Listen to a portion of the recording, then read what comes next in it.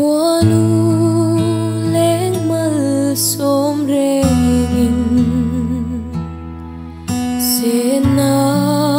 wang ilong pianga ma se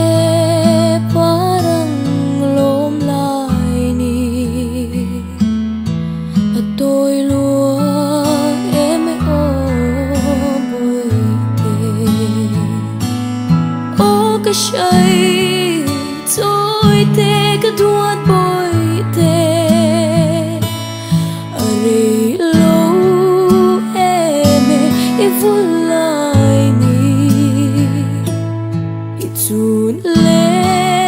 Zua shil kan hai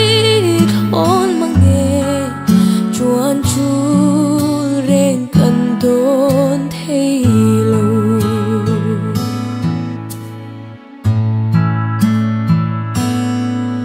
zan ril hayang lo changin kan the nem puan ka chu Shika hai khong nghe om bianga mi tui luange o ka shai tôi te ka duat boy te ari lo eme evulai ni Itun le zua shil kan hai khon mange chuan chu reng kan don thei lo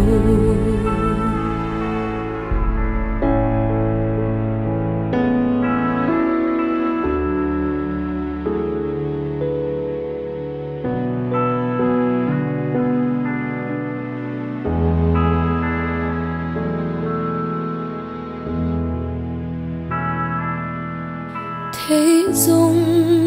thắng sẽ tu nun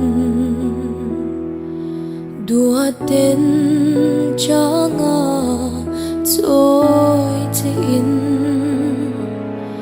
ka om nghe ngin nun tui thum te ka lanang te o be le ka shai tôi te ka duat boy te ari lo eme evulai ni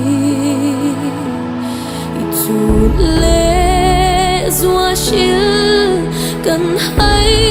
khon mange chuan chu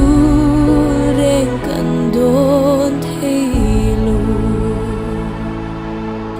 chuan chu reng kan don